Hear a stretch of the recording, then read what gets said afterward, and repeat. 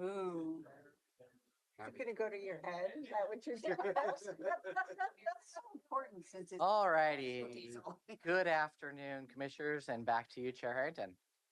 Well, welcome to the afternoon work session today, February 11th, 2025.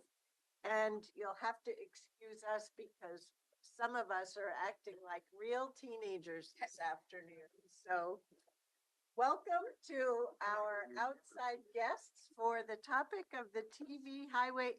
I should have clarified.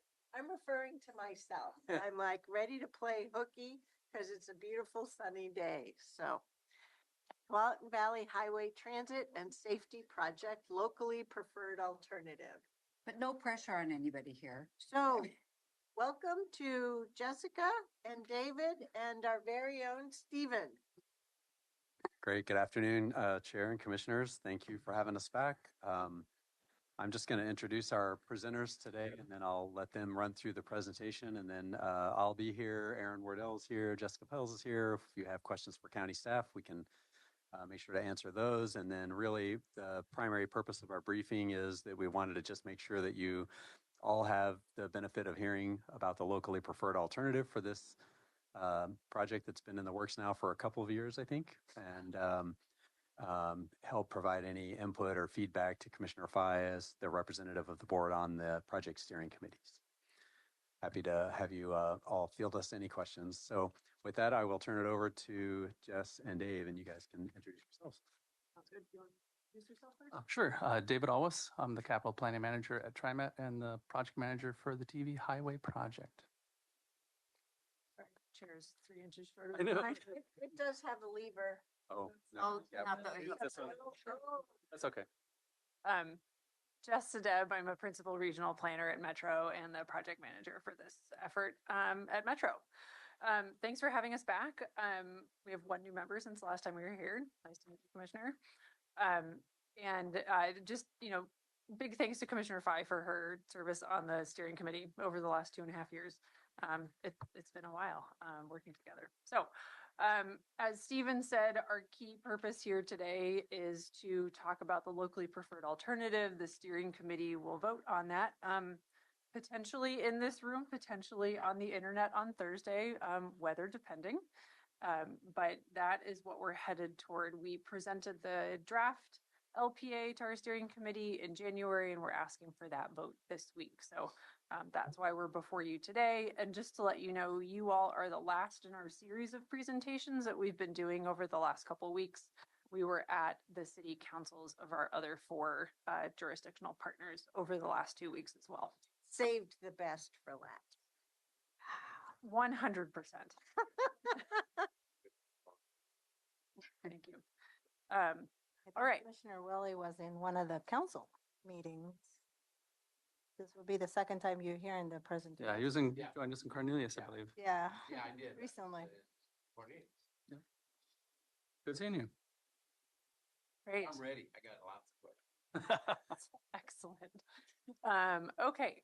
So we'll just do a little bit of background and then hop into the LPA. So this is a project, as I mentioned, we've been working on for 2.5 years. Really, our goal is to improve safety and the travel experience of people who take transit or who might like to take transit on TV Highway.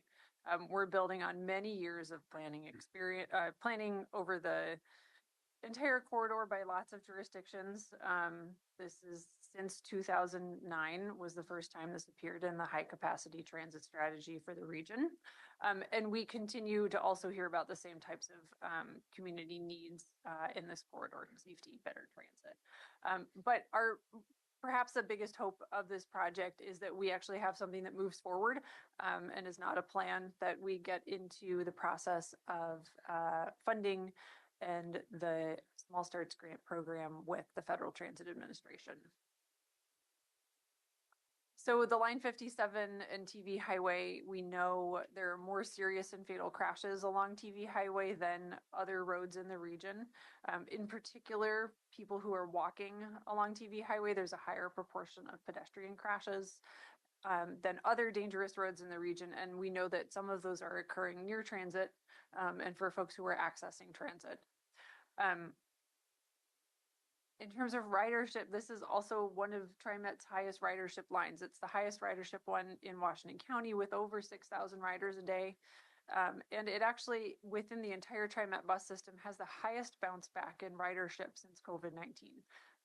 It's outstripping other high ridership lines in that sense. So we know that people will really rely on this line. We also know that people mostly take this line for shorter trips within the corridor, whether that's home to doctor's office, pick up the kids at school to shopping, what have you. This is not just a commuter line. We know that people are riding it all day, every day, and on the weekends.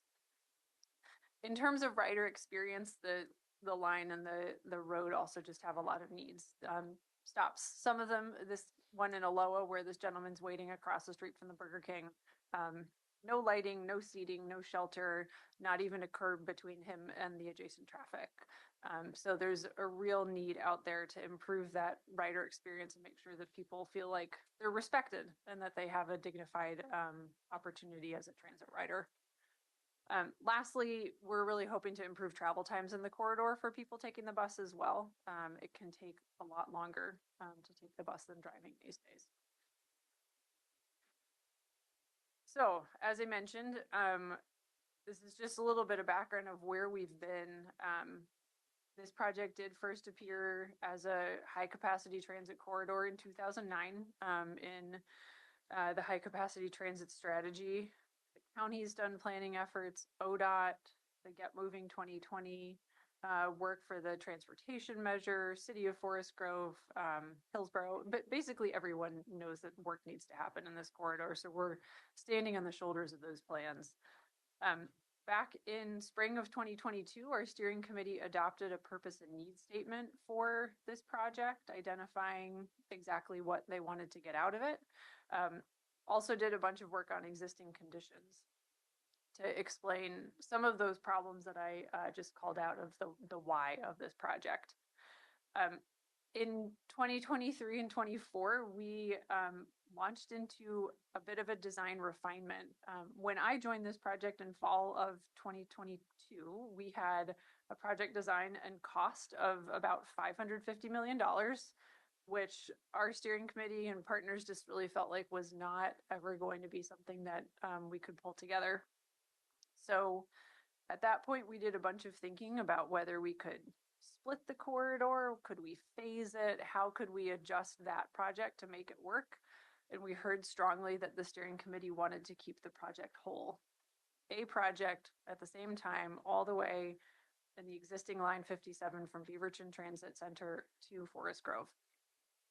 So back to the drawing board, we went to figure out a new project and spent about a year, working between our two agencies and with a consultant team to revise that design and cost estimate, eventually getting it down to the project we have today, which is right around $300 million, and that was our goal. Further, last summer, our steering committee did instruct us to explore the idea of a non-federal project, and we did that work. We identified what that project could be, what would it consist of. It's a lesser project in terms of what it would bring to the corridor, thus has a lesser cost.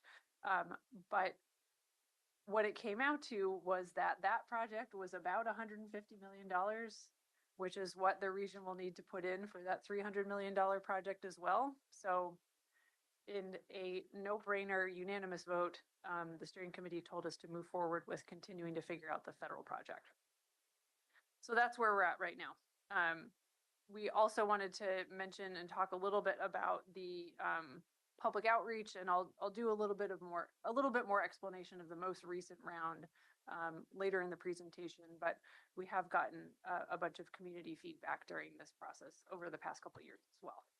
So I'll hand it off to Dave to talk about the benefits that we see the project bringing to the corridor. Thank you. So as we set off on this project to try and get down to $300 million, the steering committee gave us some pretty clear direction about the things that were important to them. And safety, of course, ran right to the top. It is a transit project, So we do need to make sure we have the transit elements. And so we really focused on the transit elements and the safety elements. And so those are the things we held constant. So as I'm talking about the benefits here, I think you'll see that that comes out as a pretty strong theme. A couple of things that we've committed to on the project. So each of the station pairs are going to be linked with an enhanced crossing at all of the traffic signals or some sort of a rapid flashing beacon or whatever it might be that we consider an enhanced crossing, but it's going to be a safe crossing. So these are the types of crossings that we want people to be able to use in the corridor. And we're going to have a benefit of having these stations linked, but it's also going to connect the sides of the road for other folks that are just trying to cross the street. So that's a nice benefit for the roadway. Another thing that we're targeting is eliminating what we call partial pullout stops. Those are the stops where the bus pulls into a bike lane, but not out of the travel lane, right? And so there's instances where we see rear end and sideswipe accidents, people trying to avoid the bus. They think that the bus is pulling out completely. It's not. They get surprised. And so we're going to be having stops that are either fully in lane or fully out of lane. Jess had mentioned the photograph of that gentleman in Aloha. We are committing to have stations with curbs. So that means that somebody can wait behind a curb and, feel safe, have a dignified experience. That seems like it's sort of a minor thing. It's actually a pretty big challenge, particularly along the Union Pacific Railroad right-of-way where we have to be in their right-of-way. And so getting the rights to actually build station stops within their right-of-way is going to be a challenge, but we're ready to take it on. Next slide. All right, so about the rider experience and the benefits we're going to see here.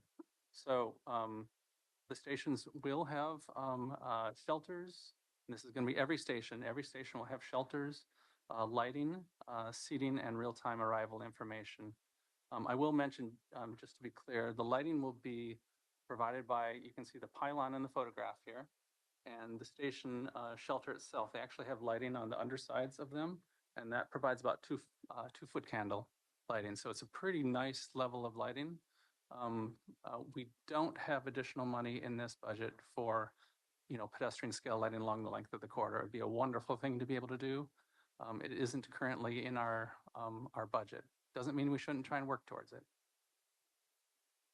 What, just to give us a sense of the magnitude, is that a 1 million, 10 million, 100, like how much is that?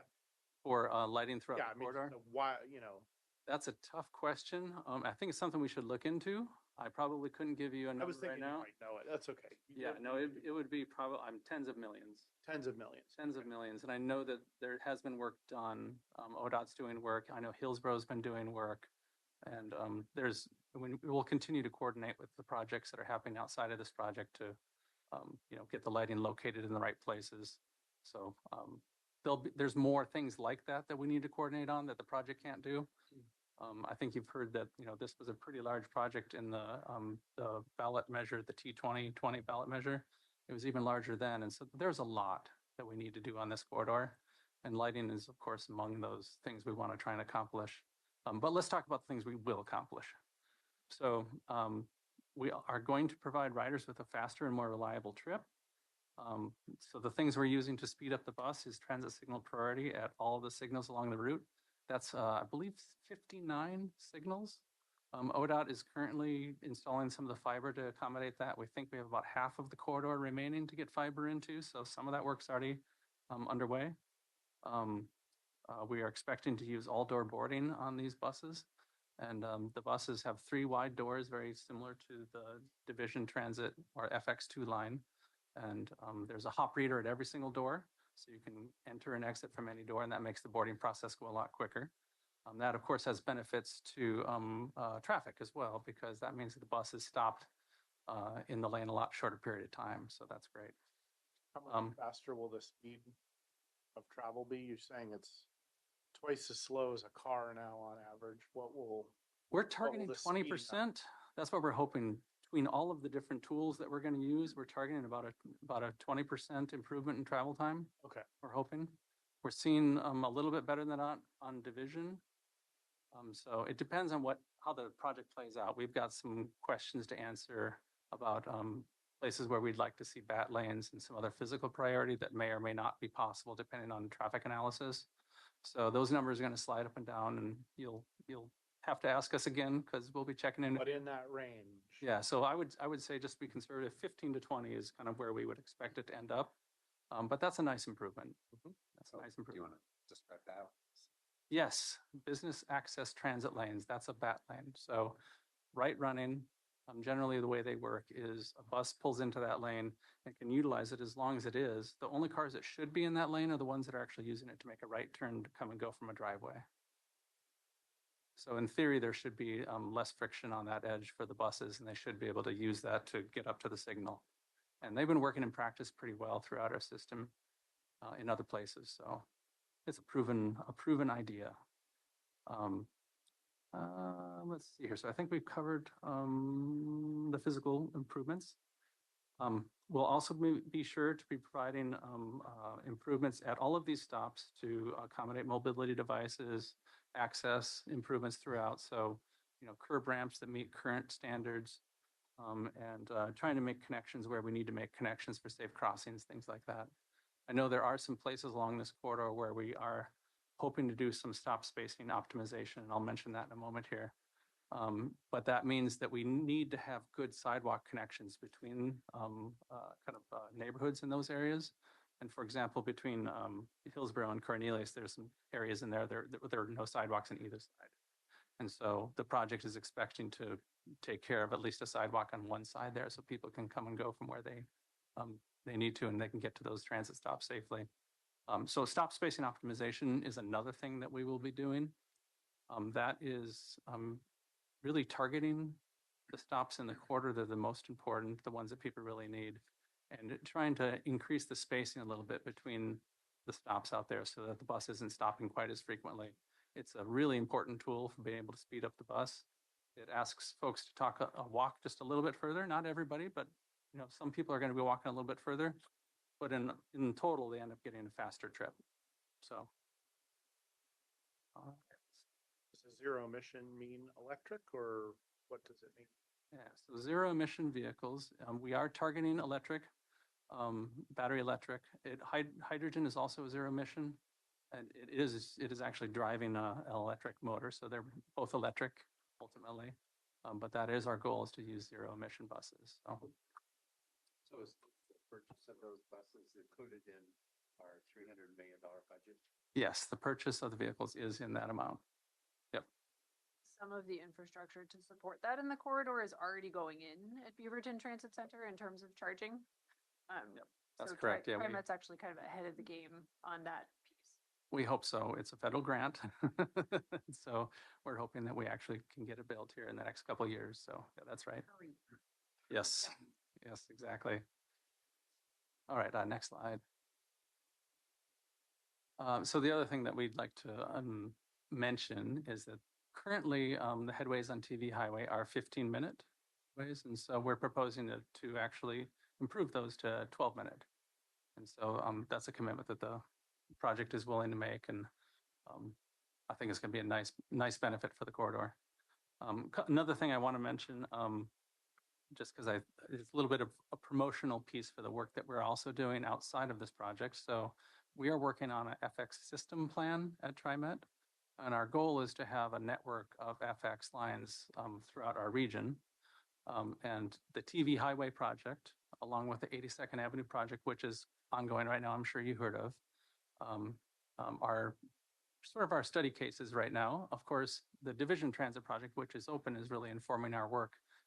But we have just completed our first draft of a standards document for the FX system plan, and we've been working with your staff on those as well. So you'll be hearing about that in the future, I hope. So thank you. I'll pass back to Jess. Okay. Oh, wait, I have. Keep going. Yeah, that's right. That's right. I'm sorry, my mistake. Let me talk about station location. Sorry. We've done a few versions of this, and got to remember where I'm heading off.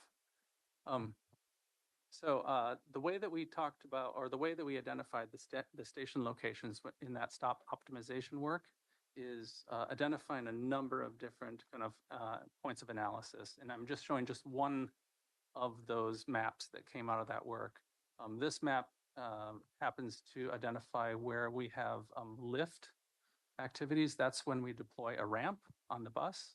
And so every time a ramp gets deployed, it gets recorded, and we know basically where people are utilizing the lift, I guess, tools within the vehicle. So you can see on the graphic here, some larger circles and some smaller circles.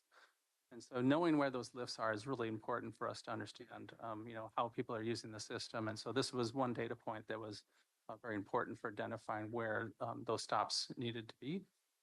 Of course, some of the other important things that we take in consideration, high ridership stops, of course, any transfers to TriMet or ride connection. We're making connections to the light rail here. I think there's 10 different transit lines that we're also making connections to, as well as ride connection. So those are important.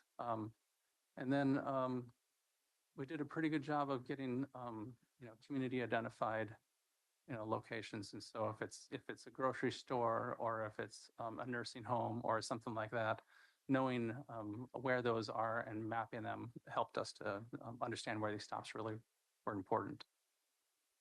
Next slide. Can I just a quick question? Please. The big dot, the biggest dot up there. I can't tell by your map where that is. I see it's before Cornelius Pass, and it's after you come out on 10th, and so is that like do you know? I'm sorry. You I put know me Hillsborough Street's better than you do, so I want to say it's probably one of the grocery stores, but yeah, I'm I think there's a I'm not shopping certain. center right there. Like that's- University. Might be Well, I think Sunset's over here. Yeah, Sunset. It's Yeah, between Sunset and Brookwood. Yeah. Sunset, that's fine. yeah. It surprised me because that says there's a 4% of the rides using the wheelchair lift. Yeah. What that. That's a lot. Yeah. No, that is a lot. Yeah, and that's why it surprised me a little bit. Yeah, I'll see if I can find out what that is. Yeah. But yeah, there was a time when we did this that I would have been able to tell you. Yeah, that's okay. No, Yeah. not a fair question probably, but Oh, it's fine. Are there actually two, like, when looking at that map, are there actually two bubbles at that site? Yeah, there's They're probably equal size, but one for each direction, is that the correct. deal? Yep, that's right. Yep. And you'll see that similar in other places. If you look up near between Cornelius and Forest Grove, there's a couple really high use spots up there too. All right, next slide. So this is the station location map that we've ended up with. Our average station spacing on this map is a little over a third mile. That was with kind of the target. That's the target we were going for. And you'll see that there's a little bit more work to be done if you look at Cornelius there. There's 3 little dots that have black circles around them. So we're going to be taking those 3 locations into the next phase of work and conducting some outreach and trying to figure out which of those stops need to be on the map. So Presumably it'll be one of those. not necessarily. Right now for the cost estimate, we actually are carrying 2 locations. Okay. And so, 10th and 14th go north and south and cross the tracks. 12th is very central to some important businesses, nonprofits in that area. So I think it's a community debate, and we'll facilitate that. well, and that also Cornelius has got some new housing pockets. I don't know how new this map is from ridership, I guess. Mhm. It So, yeah. hasn't changed that. I mean, the ridership hasn't changed a ton, I don't think, since the last time Mm. that housing, actually, I don't even know if we have ridership since at least Plaza Los Amigos has opened, which is the most recent affordable, with, I think, over 100 units, in Cornelius.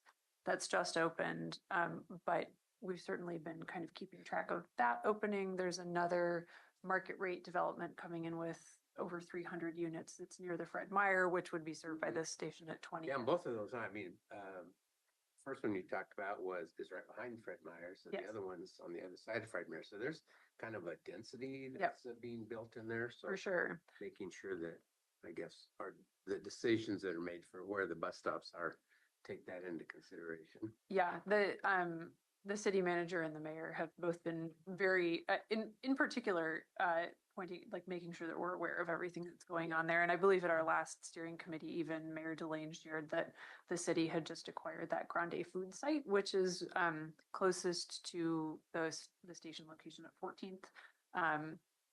So yeah, we're aware of a lot of it's exciting how much action is happening out there in terms of development. So they've been keeping us in the loop about all that. Yeah, and I can remind you too that we will be coming back to these numbers as we do more modeling and analysis to be able to understand where we are within the stops, capital investment grant sort of analysis process, evaluation process. And so we'll be getting fresh, ridership numbers and looking at these things again. So this won't be the last time. So Okay. I'm going to pass it back to you. Great. Thanks, Dave. So just wanted to take a minute to talk about the engagement that we did this fall about this project. This was our biggest outreach effort to community members was an online survey that was supported by a whole bunch of different types of ways to get people to that survey this fall. So we ended up with about 1,000 responses, which is great. We got the word out through bilingual signs at every bus stop in the corridor. TriMet was able to find money to get people on board the buses to do surveys with people on a tablet while they were riding the bus, which was great. That was also a bilingual team. The survey itself was available in 3 languages, English, Spanish, and Vietnamese. We didn't have a lot of folks who answered in Vietnamese, but about 15% of the responses were in Spanish. And then about 32% of people said that they speak Spanish at home. So even if they answered the survey in English, that was their primary language. We also had a really good representation from folks who are lower income and folks who are young in the survey response, which is not always a population that we hear from. So we're happy to be able to reach folks in that way. Lastly, we did have staff who were actually out in the corridor at 6 different events, encouraging people to take the survey and having conversations with them over the course of September and October. The biggest question we were asking folks was how well do the proposed general station locations meet your travel needs? So that map that Dave just showed is what people were reacting to, and they could answer that question about any part of the corridor, where no matter where they lived in the corridor. So we broke it up into the 4 city jurisdictions and then a chunk for Aloha as well. The average score out of 5 for Aloha was 4.2 in terms of how people felt about those station locations, which was, I believe, the either tied for or was the highest average in the corridor. It was all between 4 and 4.2 when you did the math. Not a ton of folks took the opportunity to give us any open-ended comments in the Aloha area, but the majority of them were positive. Folks excited about the travel time and reliability improvements, the bus station amenities. Throughout the survey, the couple negative open-ended responses that we heard from folks really kind of had to do a bit more with misunderstanding of what the project was doing, in the sense that a number of those comments said, why are you going to have a bus stop there? It's really dangerous to get there right now. And they didn't understand and appreciate the fact that the project will be adding in a crossing. So overall, we felt really good about what we heard from folks in that round of outreach. So pause here. Go for it. I understand that we are the only government for Aloha. But my district covers the whole extent. So talk to me about Beaverton, Hillsborough, Cornelius, Forest Grove, please. Sure.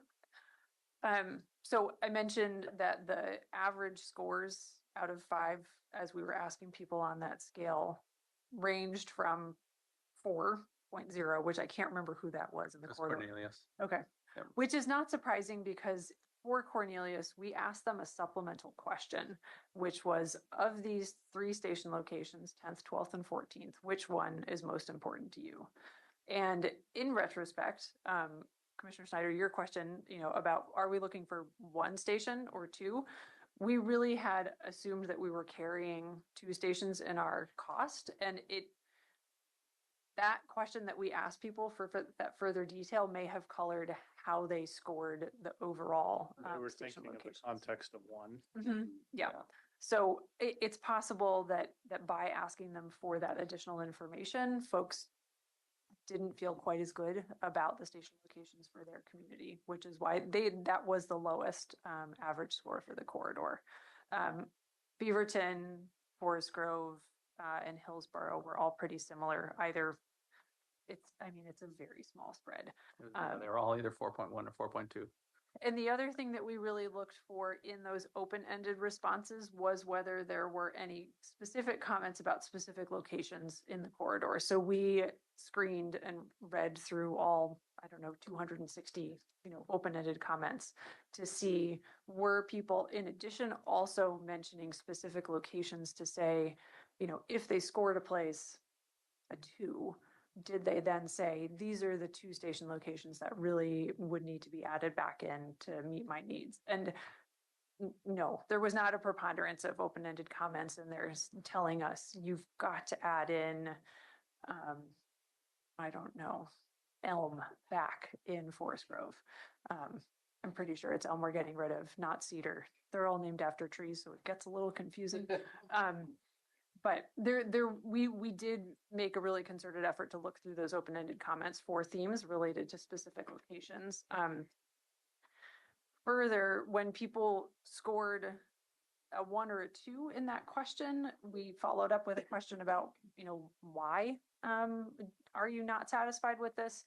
And for the most part, people said they were going to have to walk too far to get to a stop, which we know. Dave mentioned it's a trade-off. That is the key trade-off of a project like this, where you are sacrificing a bit of individual comfort and access for the benefit of the entire corridor. And so it's not surprising to hear that comment, but that was the key reason why people who scored this question low. And so, Well, I'm very excited about the work that's been done. I would just say for future steps, don't just fixate on Aloha. Mhm. Report out. Sure. Yeah. And also just really want to make clear that this is not the end of engagement either. As TriMet takes this project over, moves through project development, they will convene a community advisory committee that is another body that advises and informs the project going forward. And that's when they'll get into much more detailed conversation and questions with property owners, business owners, once you're getting into those nitty-gritty details. Those conversations haven't started yet, but we know that they will, and that's just another way that the project will engage with residents throughout the entire corridor. This isn't our first PA. Yeah. Why did the slides call out Aloha? Am I missing? The only reason I called out Aloha in that slide is because it's the biggest chunk of unincorporated Washington County in the corridor. Okay. And we're more than unincorporated. Yes. Yeah. We did provide to our steering committee, which we're happy to send around to the entire board as well, a summary report that provides more detail about the engagement, and that does have a section of the report for each jurisdiction and kind of goes into their individual responses. Okay, so we mentioned this is a $300 million project. One of the things we're going to be asking the steering committee to vote on this week is the big picture funding strategy for this project. 300 million is the sweet spot because right now the upper cap of the Small Starts Grant Program is $150 million from Federal Transit Administration. So in order to be eligible for that amount, we need to bring at least $150 million ourselves as the local partners to the table. Our current plan for how to do that is to have about $100 million from the local partners that will leverage not only the federal amount, but also will support the project's request to the state legislature this session for $50 million in lottery bonds. And it's a really important message to be sending to the state to say, hey, we as project partners are going to come forward with this amount, and you're sort of the last money in there, that last 17% that we need to make this happen.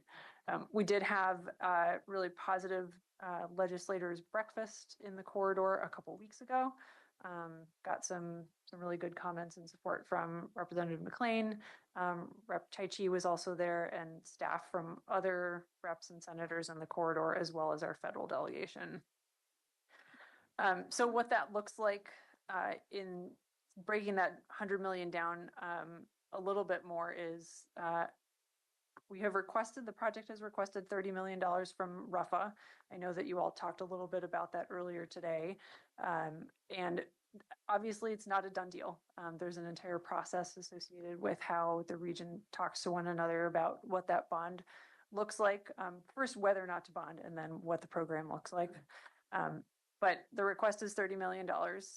There is already $5 million in carbon reduction program funds that were federal dollars allocated to this project several years ago. And then the remaining 65 million is what would be brought forward by TriMet, the county, and the 4 cities in the corridor.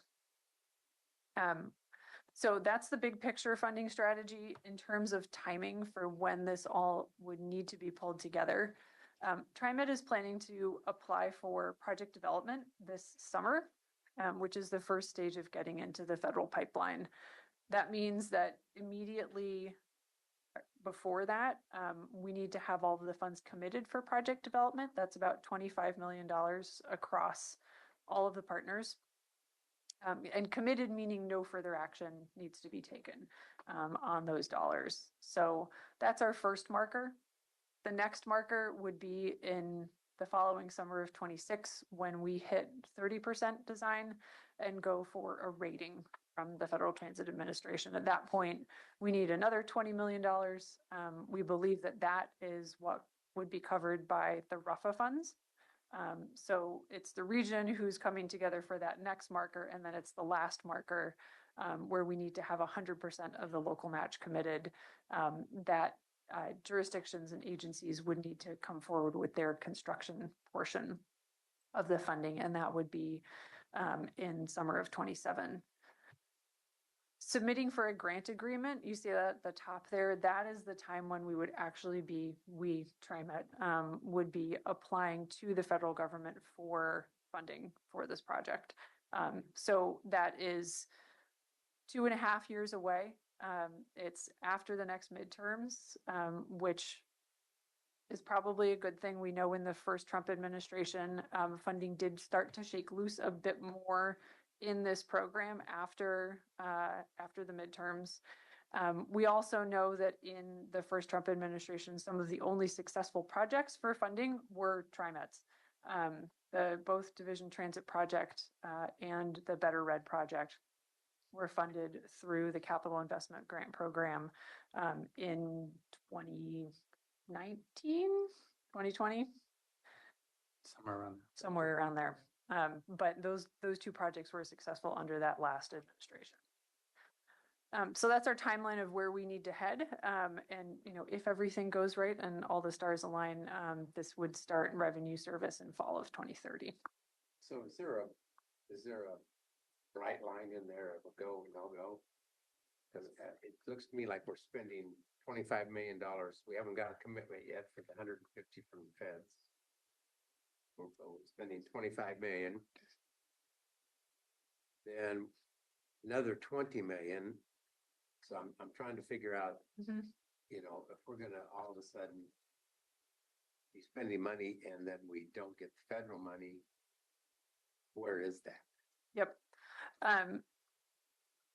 The agencies are usually pretty good about partnering along the way.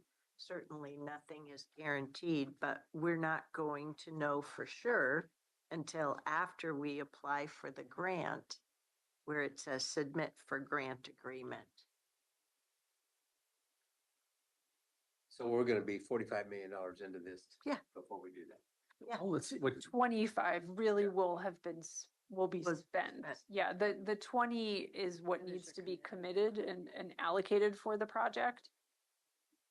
The box is a little hard to see on the slide, but It's really the next 2.5 years where those 25 million are spent on project activities, whether that is the design contract or, early work on right-of-way conversations. So the 25 million is 15% of the overall funding. Right. Yeah. Yeah, I was just wondering, like I said, at a go, no go point and where that is. And I understand the way you explained it, so thank you. I think we have to think about those too, though, as long-term investments. Just because it might not get funded right this moment doesn't mean that the planning work that hasn't been done isn't valuable. And if we believe this project has to get done, at some point, we're gonna have to figure out how to get it done. So I don't view that as like just wasted dollars. Yeah. I would hope not. This is not the first PB highway study. Right. And I don't know how much we were able to utilize those previous studies to supplement this study, but again, yeah, if we're going to invest $25 million, I hope there's some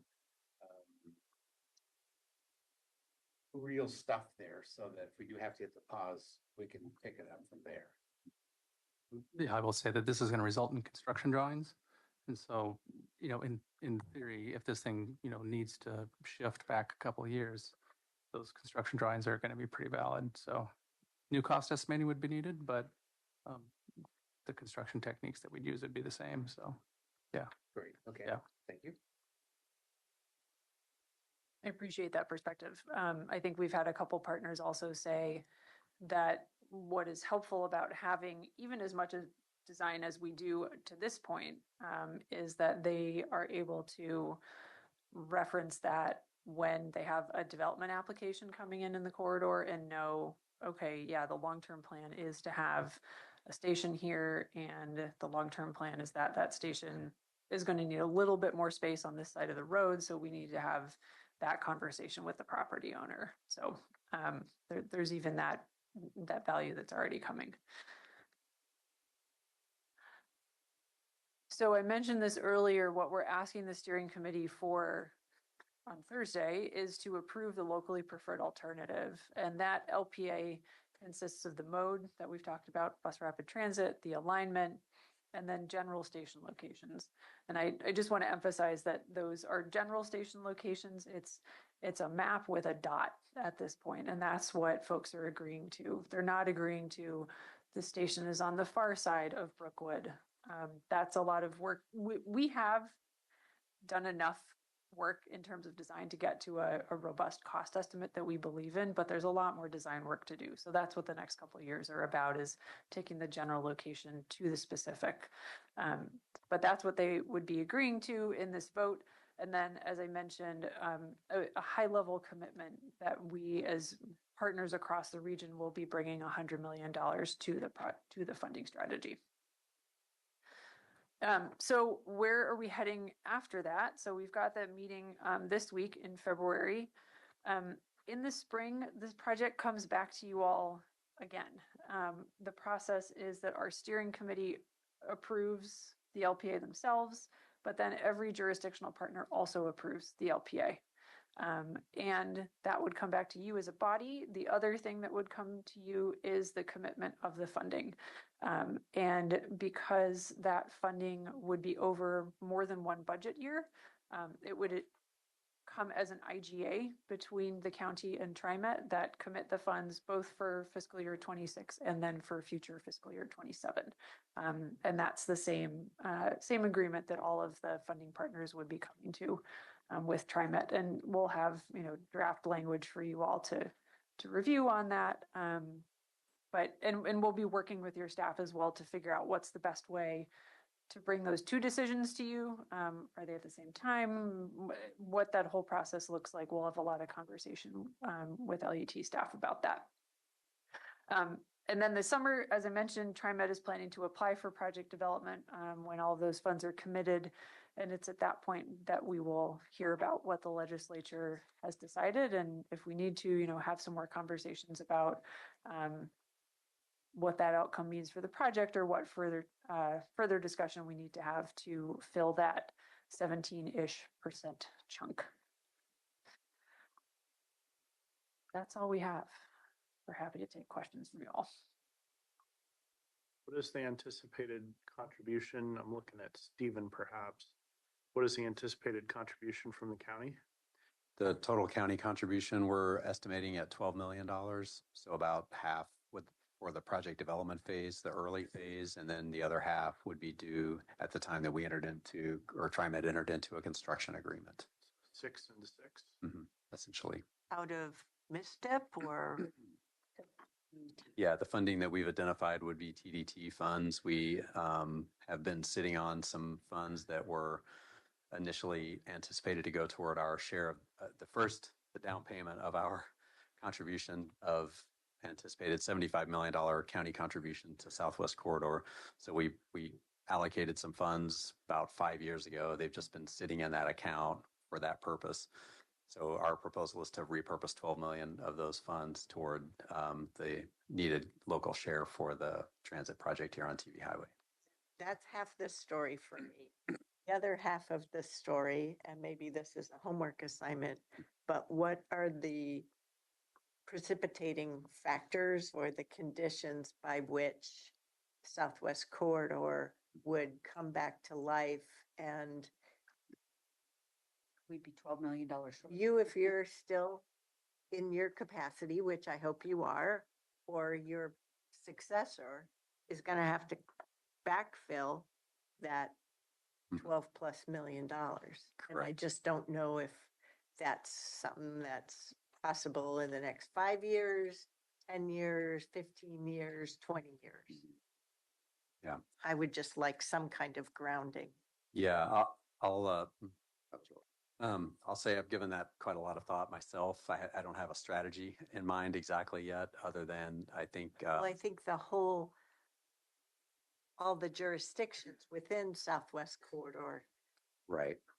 deserve a response to that. Right. Yeah. And I would just note that the contributions, as I recall, the cost shares were about 75 million Washington County, 75 million TriMet, and 75 million from the city of Portland. My understanding is none of the jurisdictions ever actually had the money, Yeah. so to speak. And so we all had some heavy lifting to do to get there. So that money that we put aside in the TDT, that was really just sort of a down payment that would have helped ensure that the project could move into the project development stage, which is where we find ourselves right now with the TV Highway project. We still had some heavy lifting to do to find another $60+ million for to make that project whole. So we'll have that. I don't want to call it a challenge. We'll call it an opportunity, I hope, someday to come back and reevaluate how to. I'm still going to want to know what are the jurisdictional steps that would cause that to happen in the Yep. future? Who ignites that flame Understood. or turns that pilot light back on? Yeah, understood. Is it just all of us going, yeah? I mean, we've started to give this a little bit of thought just because we know that there is still some amount of interest. And I think it's, you all as the county, do you want to be the partner who says, okay, let's get back to the table and start talking about this again? My understanding is that the agreement was it would stay in the RTP in certain phases, in certain, certain phases of the project would stay in the RTP in certain spots, in certain timelines, and that the conversation would restart at some point. So it does need to restart. And We're not the leading agency for that. you can request and make known that it's something that you all would want to. No, we have a just need to conversation know about. 5 years before it happens. For sure. That's what I'm trying to get clear on, folks. Yeah. Yeah. I don't think Southwest Corridor is going to sneak up on anyone. It's pretty big. Because there won't be enough money, Oh, for sure. Yeah. stating the obvious, but I'm serious about that. Yep. Any other questions? Comments? Okay, LPA time. Thumbs up. All right. Commissioner Snyder? Yeah, you're going to bring that back though formally in spring of 2025, correct? That's not this moment. Correct. Right. You are No, this currently thumbs up is supporting. You're asking that Commissioner we're headed Friday. where things are in the direction that you've presented. Yeah. Correct. And supporting Commissioner Fai's thumbs up at the, Yep. at the steering committee on Thursday. Yeah. Yep. This has we'll be been an back sometime. incredible journey and project to see it through.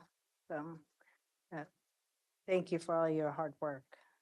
To the cities, to the partners, you all did a phenomenal job of leading and facilitating this project, not just with the steering committee, but as well as this, the community. I really profoundly respect that part of facilitating the community's input to bring back and actually putting boots on the ground at these bus stops and the incredible respect for TriMet to find that funding to say we're going to actually put somebody on the bus to get these feedback, because people on the bus are incredibly busy, and to rely on different outlets, it's to say we're going to get your feedback. It's hard, but you took the proactive approach of putting boots on the ground. So I'm forever grateful as a community member and profoundly respect you for that. Yeah, if you can get this across the finish line, then you'll be the first of what, 3 or 4 studies that we've done on this. And especially the things that you have identified as improvements, not only in speed, but in the stations and the safety for the buses to get on and off away from those. Really, really important. It's going to be, I think we'll see a fairly significant improvement in ridership just because of that. Because like you pointed out, that guy standing there alongside the road, how many people are going to be really excited about standing there for very long? It's pretty clear the project's been planned thoughtfully so far. With the advantage of the division project as well. Yeah. That helped. And all the prior work that's been done on TV Highway over the last 20 years. Yeah, no kidding. Yeah, and I wanted to say 5 maybe years. to Commissioner Willie's point, we have been using those plans. They're informing a lot of the work that we're doing. So we've been successful going after grant funds we just talked about it last week when we were talking about Alexander. We're making these sidewalk pedestrian connections down to TV Highway. We've done a number of other transportation-related projects, the Augusta Lane pedestrian bridge. We've had a whole variety of our work has been guided by all that planning that has been happening over the years. It doesn't happen in one big fell swoop, so it's hard to sometimes tell the story of all that good work that's happening. But we really do This that. is one project that does need to happen in one big Absolutely. fell swoop. Forest Road does. to Beaverton Transit Center. Indeed, yeah. No, this is going to be the first, I think, really, really highly visible, very impactful project that we're going to see from all of that work. And it was impressive that you, when you realized 500 million to 300 million, you had to do a little bit of a pivot. And certainly that was important to keep this moving, because I remember listening to the conversation, and when you were talking about 500 million, everybody was going, how are we going to do that? And so it was good that we transitioned. Is this 17 miles? Is that what I remember? 16 and a half. Yeah, okay. Yes. Yeah. Yeah. And I A honestly, long way. It is a long way. yeah, it is a long way. It's a very long corridor. And I feel like we also do need to acknowledge how good a partner ODOT's been on this work. It's their road. A lot of that ability to get from 550 to 300 was through conversations with their designers, and then getting, region leadership to lean on those designers and make sure that they are amenable to being flexible in this corridor. And, we're hoping that partnership continues all the way through to the 100% construction, but they were able to bring some conversations that I don't think have necessarily happened in other corridors. So it's been a productive relationship with them too. Well, this project won't happen without that continued partnership. So Mhm. we want to see it happen. We're there. Yeah. Great. And maybe Thanks just a a lot. quick shout out to, we at some point would love to have the TV Highway Equity Coalition, I think, come back and do a presentation for your board. So that may happen at maybe like an evening board meeting or something, just to share a little bit of the work that they've been up to. But that's also been a really important part of this effort, is really engaging with community in a much deeper way than we've done in Washington County before. So appreciate that. Thank you so much for your support. Keep up Really the appreciate good it. work. We're grateful for it. Thank you. All righty, I think that's the end of our agenda today. Does anyone have anything else that we need to touch base on? No, 1, 2, 3, go. We're adjourned today.